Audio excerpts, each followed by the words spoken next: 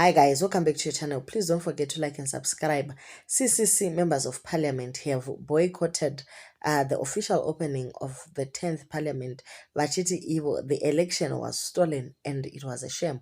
This comes as a surprise because the same people actually went for their inauguration and they endorsed the election pekutanga.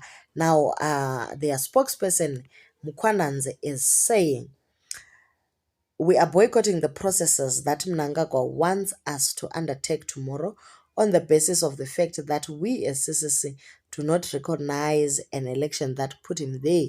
The election was a shame. It did not go well." Saka ndo zviri kushamisa vazhinji kuti why now makuti this is a shame because makatomboendako zvakare.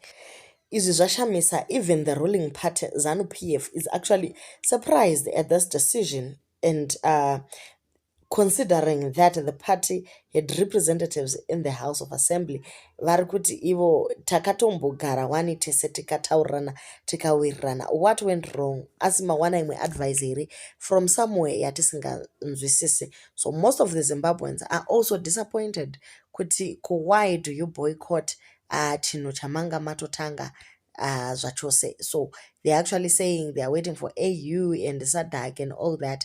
Vakutidzosera zvakare kumashure.